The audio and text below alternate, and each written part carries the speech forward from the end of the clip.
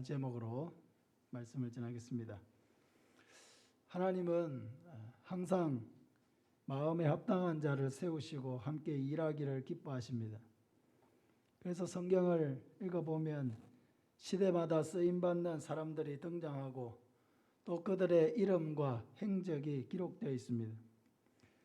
이것은 그것을 그 사람들을 영웅으로 만들어서 추앙하려고 하는 것이 아니라 그들이 어떻게 하나님과 동행하고 하나님이 하시고자 하는 일에 어떻게 쓰임받는 자가 되었는지를 보여주기 위한 것입니다.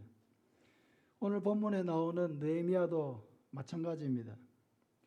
느헤미야는 구약 이스라엘 역사 속에서 보면 거의 말미에 등장하는 인물입니다. 그러나 그는 또한 귀하게 그 시대에서 하나님 앞에 쓰임받은 종이었습니다.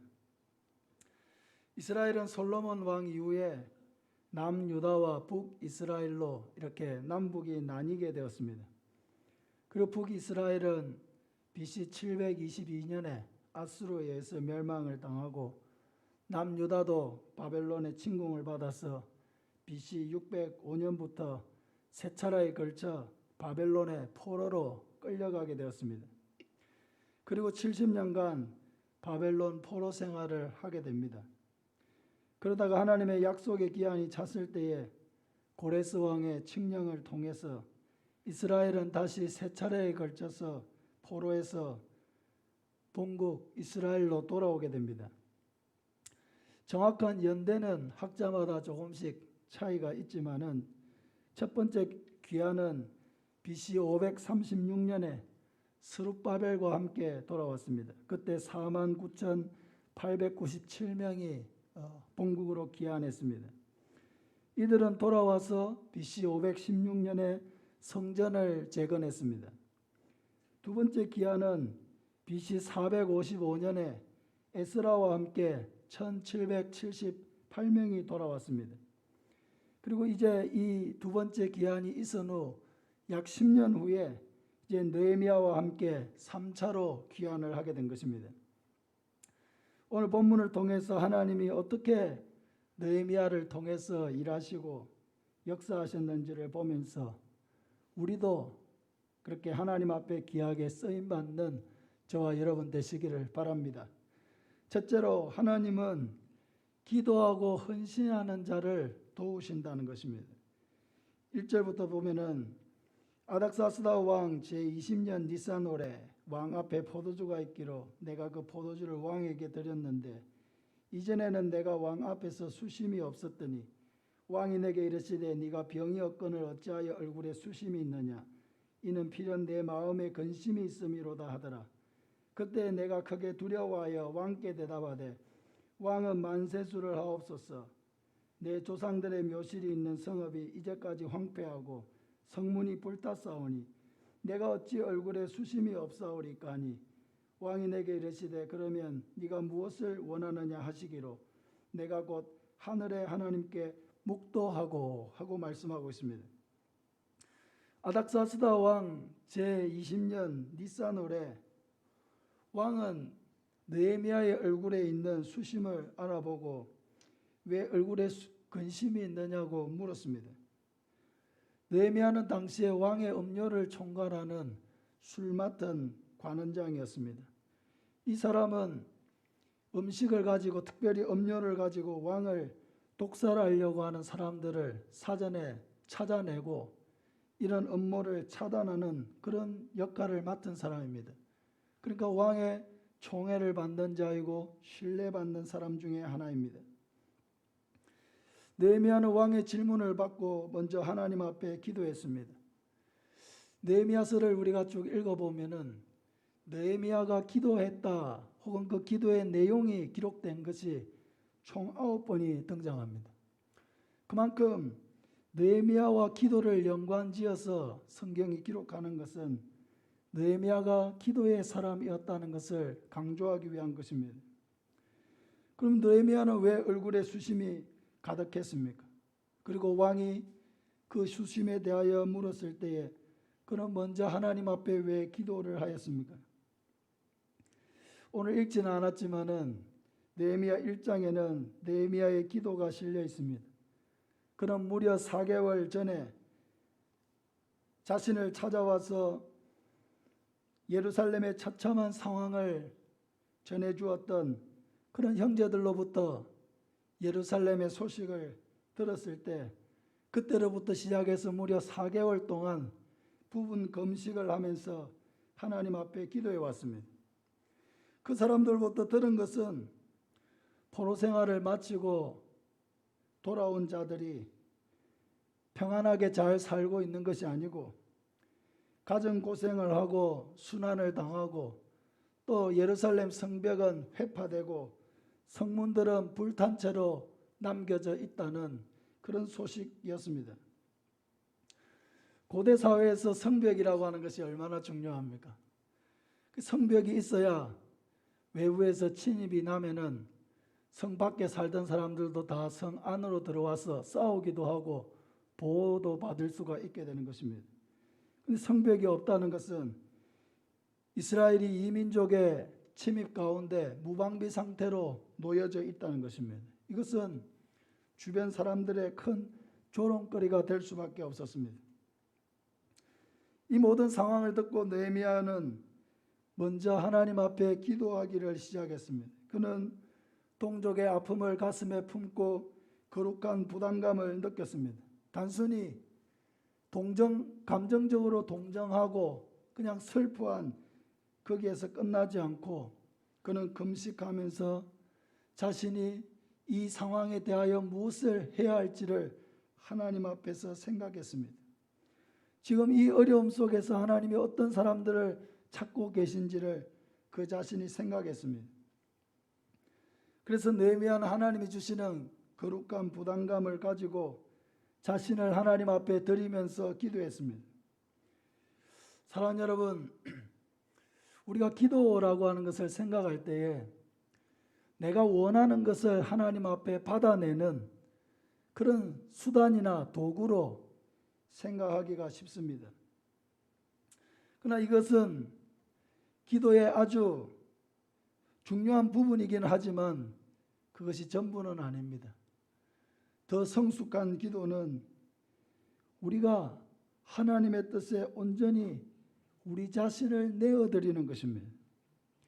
예수님께서 겟세마네 동산에서 기도하실 때에 바로 이것을 통하여 우리에게 기도가 무엇인지를 가르쳐 주셨습니다. 예수님은 겟세마네 동산에서 어떻게 기도하셨습니까? 아버지여, 만일 할만하시거든 이 잔을 내게서 옮기시옵소서.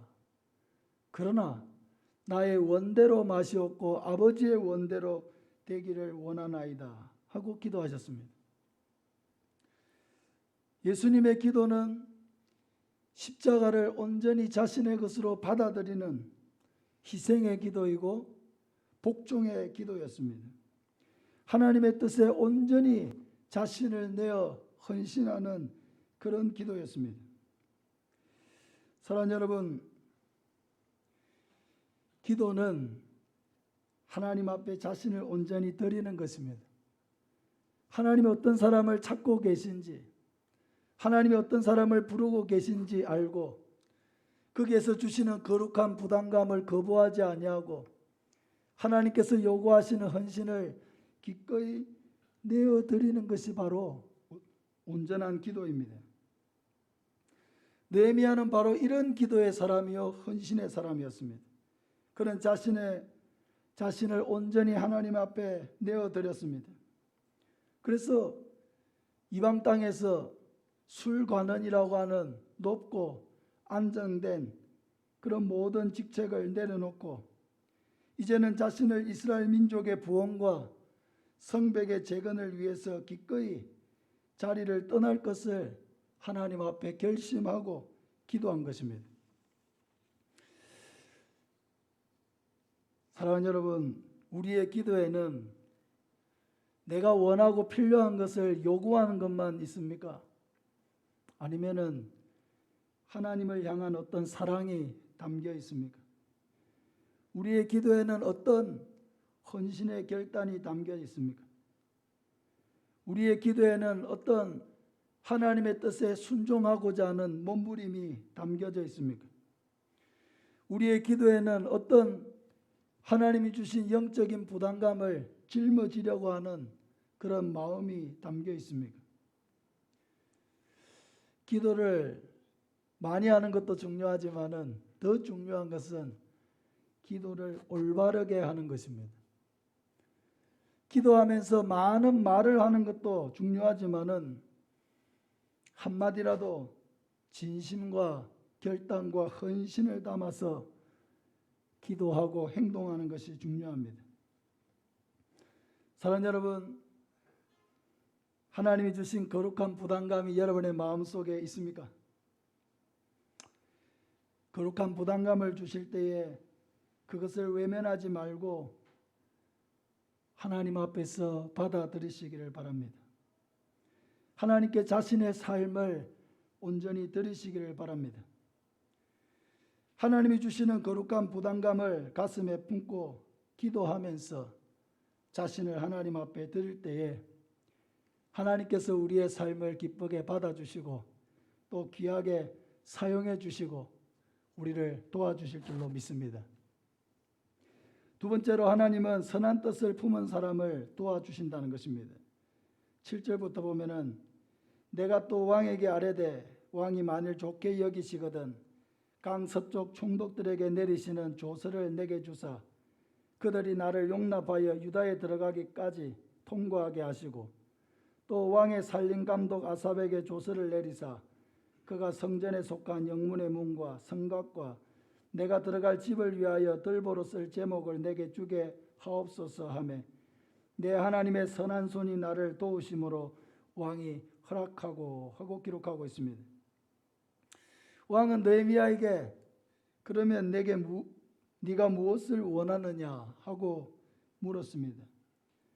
그때 느헤미야는 예루살렘 성벽 건축에 필요한 모든 것을 이야기했습니다. 먼저 자신이 이 일을 위해 갈 수 있도록 허락해 달라고 요청했습니다. 그리고 자신이 머물고 있는 페르시아 수상궁에서 유다까지 1600km에 이르는 길을 무사히 통과할 수 있도록 왕의 조서를 내려주시기를 요청했습니다.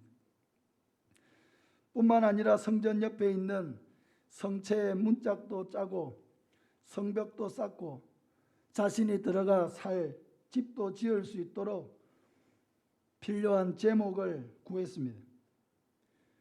그때 왕은 느헤미야의 모든 요청을 하나도 거부하지 않고 다 응답해 주었습니다.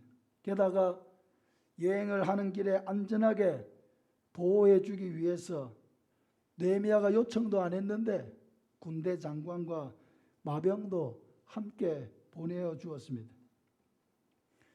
어떻게 이런 일이 일어났습니까? 8절 마지막에 보면은 내 하나님의 선한 손이 나를 도우심으로 왕이 허락하고 하고 말씀하고 있습니다. 하나님의 선한 손이 느헤미야의 모든 것을 도와주셨다라고 하는 것입니다. 이 모든 일이 이루어진 것은 온 땅을 다스리시고 모든 왕들을 친히 주관하시는 하나님께서 느헤미야를 도우셨기 때문입니다. 그럼 왜 하나님이 느헤미야를 도우셨습니까? 그것은 느헤미야가 지금 품고 있는 뜻, 하려고 하는 계획, 예루살렘 성벽의 건축, 이것이 하나님의 뜻에 합당했기 때문입니다. 하나님의 마음에 맞는 하나님의 뜻에 합당한 뜻을 그 마음에 품었기 때문에 하나님이 느헤미야를 도와주시는 것입니다. 우리의 마음에 품은 생각이 선하고 하나님의 뜻에 합당하면은 하나님은 선한 손길로 우리를 도우신다는 것을 믿으시기를 바랍니다. 그러나 우리의 생각이 악하고 하나님의 뜻에 합당하지 아니한 것을 구하면은 하나님은 같은 사랑으로 우리의 길을 막으신다는 것입니다. 하나님께서 느헤미야가 왕의 도움을 충분히 받을 수 있도록 하시고 모든 요청하는 것을 넉넉하게 얻게 하신 것은 하나님을 향한 선한 뜻을 하나님이 돕기를 원하셨기 때문입니다. 사랑하는 여러분, 항상 기도할 때에 내 마음에 품은 생각과 뜻이 하나님의 마음에 합당한 것인가? 내 생각과 계획이 하나님의 마음을 기쁘시게 할 것인가? 이것을 항상 점검하시기를 바랍니다. 하나님이 기뻐하실 일들을 구하시기를 바랍니다. 그러면은 하나님이 안 될 것 같은 일도 되게 하시고 불가능한 일도 이루게 하십니다. 없는 길도 열어주십니다. 돕는 손길도 붙여주십니다.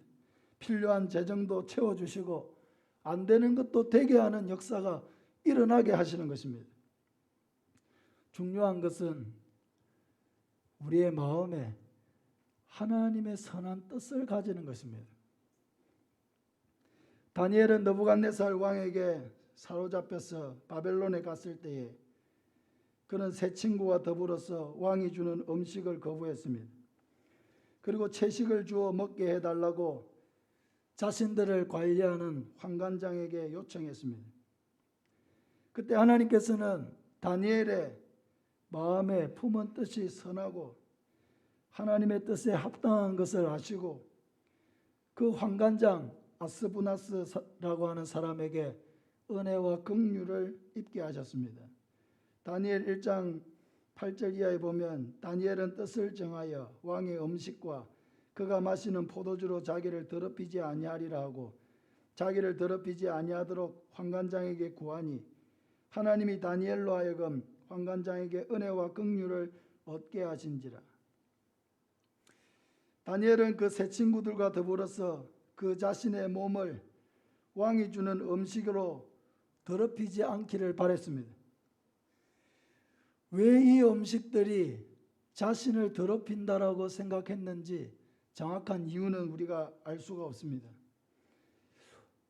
몇 가지 생각해 볼 것은 왕의 그 음식이 우상에게 바쳐져서 나누어진 제물이었기 때문에 거부했을 가능성도 있습니다. 또 하나는 나라를 잃고 지금 이방 땅에 사로잡혀 와 있는데 이런 상황에서 많은 자기의 동료 백성들은 고통 가운데 있고 어려움을 당하고 있는데 자신들만 궁에 들어와서 호의호식하는 것이 영적으로 나태하게 만들 수 있다는 생각에서 그렇게 생각했을 수도 있습니다. 이유가 무엇인지 정확하게 알 수는 없지만은 그러나 하나님 앞에서 다니엘과 이 세 친구는 자신을 거룩하게 하기를 원했습니다. 하나님을 향해서 그런 뜻을 품었고 그 사실을 환관장에게 구하여 도움을 청했습니다. 사실 환관장의 입장에서는 다니엘의 요청을 들어줄 만한 아무런 이유가 없었습니다. 한낱 포로로 끌려온 자가 개인적인 사유를 들어서 왕이 내린 음식을 거부하는 것은 자칫 왕의 명령을 거부하는 것으로 이해될 수도 있었기 때문입니다. 게다가 그들이 요청하는 대로 채식만 주어 먹이다가 그들의 얼굴이 다른 사람들보다 보기에 못하게 되면은 그 책임은 누가 집니까? 다니엘이 집니까? 아니죠. 그들을 맡은 환관장이 다 짊어져야 하는 것입니다. 그러므로 환관장의 입장에서는 다니엘의 요청을 들어줄 만한 아무런 그런 하등의 이유가 없는 것입니다. 그러나 결과적으로 환관장은 다니엘의 이해할 수 없는 요청에 호응했습니다. 왜 그렇게 했습니까? 하나님이 누가요? 하나님이 환관장의 마음을 주장하시고 은혜와 긍휼을 베풀 마음을 허락해 주셨기 때문입니다. 사랑하는 여러분, 하나님께서 온 세상을 다스리신다는 것을 믿습니까? 각 사람의 마음을 하나님께서 주장하신다는 것을 믿습니까? 그렇다면은 하나님은 그 마음의 뜻이 선하고 아름다울 때에 우리와 함께 하시고 우리를 도우신다는 것을 믿으시기를 바랍니다. 중요한 것은 하나님이 도우시느냐 안 도우시느냐, 왜 내가 기도하고 있는데 왜 하나님이 이렇게 응답을 하지 않으시느냐, 애를 태우는 것이 아니라 내가 하나님 앞에 지금 구하는 것들, 내가 지금 하나님 앞에 가지고 있는 생각들, 내가 하나님 앞에 가지고 있는 뜻, 이것이 지금 하나님을 기쁘시게 하는 것이냐, 내가 하나님을 향하여 선한 뜻을 가졌느냐 악한 뜻을 가졌느냐, 그것을 하나님 앞에 살피는 것입니다. 그것이 더 중요한 것입니다. 하나님을 향하여 항상 선한 뜻을 품으시기를 바랍니다. 형편과 사정을 너무 헤아리고 거기에 매이지 말고 내 마음이 하나님을 향하여 바르고 하나님이 기뻐하실 만한 생각을 가졌는지를 더 깊이, 더 면밀히 검토하시길 바랍니다. 그러면은 반드시 하나님이 도우십니다. 반드시 하나님이 선한 손길을 붙이십니다. 상황으로 아무런 길이 없는 것 같아도 하나님은 반드시 길을 열어주시고 필요한 것들을 채워가시는 것입니다. 하나님께서 이 코로나 기간을 우리나라와 전 세계의 사람들이 경험을 하고 있고, 답답한 긴 터널을 통과하는 것 같이 빨리 터널을 빠져나왔으면 좋겠는데 캄캄한 어둠 속에 있는 것 같은 그런 느낌 속에 우리가 살아가고 있습니다. 코로나 때문에 핑계대기도 또 쉽습니다. 코로나 때문에 못 갑니다. 코로나 때문에 안 됩니다. 코로나 때문에 할 수 없습니다 하면은 다 이해되고 용서받을 수 있는 그런 장점도 있습니다. 그러나